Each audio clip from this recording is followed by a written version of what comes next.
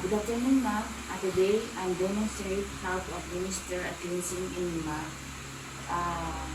First, you have to assess the color, the consistent, and the amount of the feces, and assess the sphincter control of the patient, or if the patient can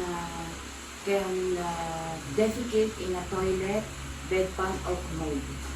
And then, we have to determine the physician's order required, and then we have to check our equipment. So we have the rubber sheet, bath blanket, a bedpan, clean gloves, a large volume enema, a paper towel, container, and the water solubles. And then first, we have to assist the patient or talk to the patient and tell her what are we going to do, why it's necessary and why it's important. So, good evening, good afternoon, ma'am. I'm going to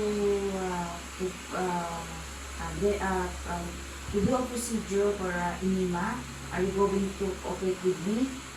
Okay, so that's it. And we have to wash our hands and check the proper infection control, and we have to wear our gloves. So we have to wear our gloves, and then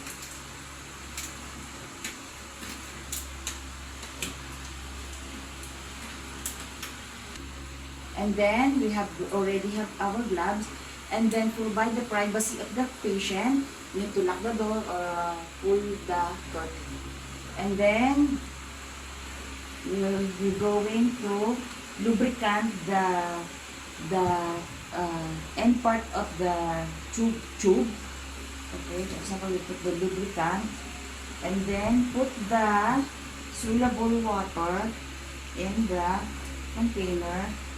It's the temperature, it's 105 to 110 Fahrenheit, and it's 500 to 1000 milliliters. And then slowly run or flow the water in the container to fill all the tube. And then that's it. And then first we have to put the rubber sheet in the buttocks of the patient. Then ask the patient to move in the same position. And then let the patient flex her buttocks and put the rubber sheets. And then using the bath towel, cover the rest part of the patient. Just leave the buttocks open. So that's it. And put the bedpan under the buttocks of the patient. And then next, slowly insert the tube in the rectal of the patient up to 3 to 4 inches, and then lift the upper part of the buttocks of the patient and slowly and smoothly insert into the rectal. And if the patient feels pain, ask the patient to take a deep breath. Now you can take a deep breath, and then hang the tube.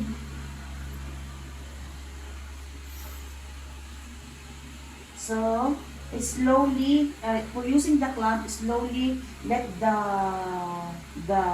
fluid flow. That's it. And if it's a low enema, let hang first in the above on the waist of the patient until 12 inches, and then put in a high. If a high enema, put it in a high with the 18 inches above from the patient. And then if the patient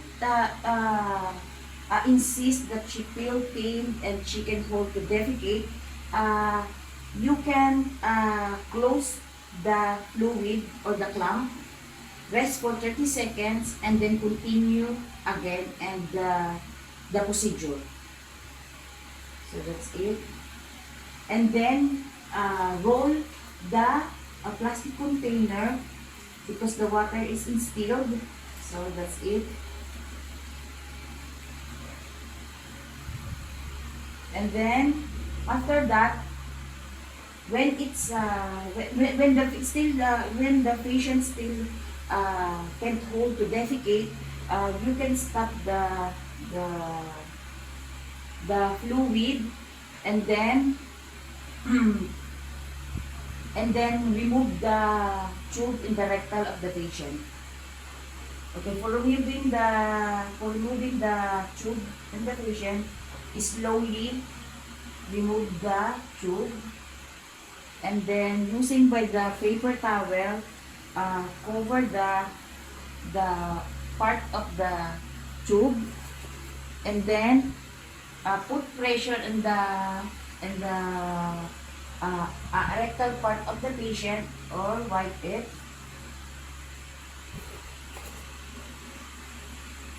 And then ask to the patient to hold the solution until 5 to 15 minutes. Ama, can hold the solution until 5 to 15 minutes. So when it's time, when it's ready to defecate. So dispose all the materials, the reused materials. Okay, then we have to remove our gloves and wash our hands. And then, when the patient is ready to defecate, we have to wear another gloves.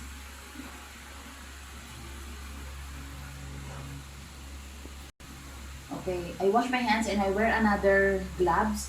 So when the patient is ready to defecate, ask the patient to, in a sitting position with the bedpan, and then or in a commode or in the toilet. When it's attend to the patient that don't flush the feces on the toilet for the observation and recording. And then if the patient defecate in the bedpan or in a commode, this one need for the laboratory. So as the patient in this position, remove the bedpan and wipe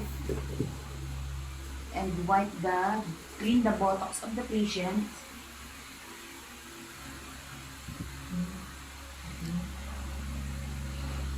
That's it. And then ask the patient to put it back in the same position, and then remove all the used materials. And then for the documentation, we have to document the color, the consistent of the feces of the patient, and the amount, and that's it. And you have to remove your gloves and wash your hands. Thank you.